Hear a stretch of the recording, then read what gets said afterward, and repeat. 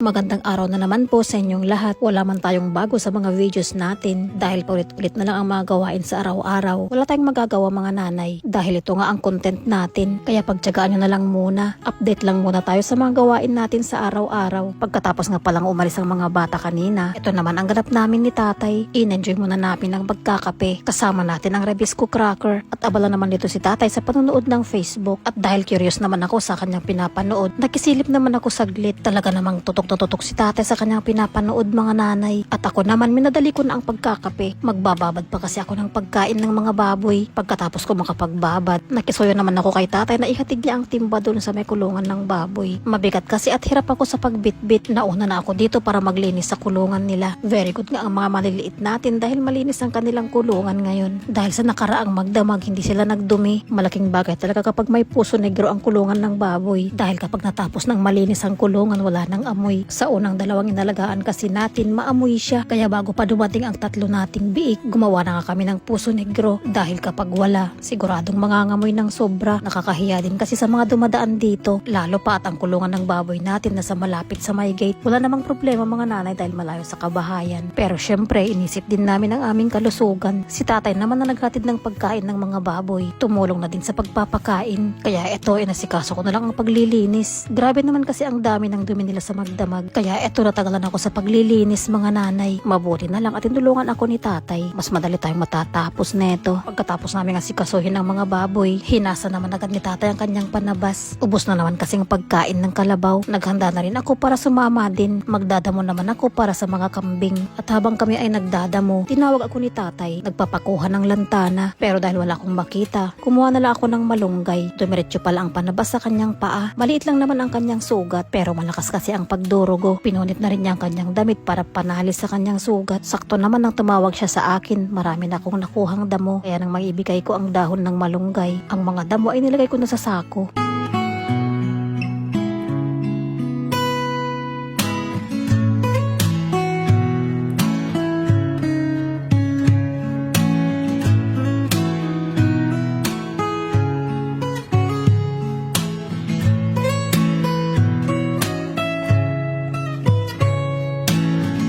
Pagka-uwi namin ng bahay, nakita ko ang mga tiyesa sa mesa dahil matagal na rin hindi ako nakakain nito. Kinuha ko nga ang isa at saka binalatan. Ito ang merienda natin ngayon guys. Sabi nga nila ang mga dilaw na prutas, pampalinaw ng mata. Pero ang mga mata ko, wala nang pag-asa. Kahit pa siguro puro dilaw na prutas ang ipapakain sa akin. Sobrang taas na kasi ang grado ng mata natin. Tara mga nanay, samahan niyo kong kumain ng tiyesa. Ito pala yung prutas na ginagawa kong ulam nung bata pa ako. Pati yung hinog na pinya at hinog na mangga. Pati na rin yung saging at hinog na papaya. Hindi kasi ako maselan ng ulam noon, syempre hanggang ngayon. Dahil sa tinagal-tagal na hindi ako nakakain nito, parang nakalimutan ko na rin ang lasa. Pero eto na, matamis siya na medyo mapakla sa dulo. Tama ba yung sinabi ko mga nanay? At habang ini-edit ko ang video na to, napansin ko basa pala ng pawis ang damit ko dyan. Pero kanina hindi ko napansin o hindi ko naramdaman. Dahil pagkatapos kong magpahinga, nag-asikaso na ako dito sa kusina. Nagluto na rin ako ng pananghalian. Naging abala na ako dito, pati si tatay. Pinagtulungan na namin ang pagluluto pero hindi na ako nag-video mga nanay. At pagkatapos ng pananghalian, nagpahinga na kami lahat at nang magising ako bandang 2:00, umuulan na naman pala at nakita ko si tatay dito naglilinis. Maya-maya pumasok na siya at nagsunog ng bigas para sa kanyang rice coffee. Thank you for watching guys. Bye!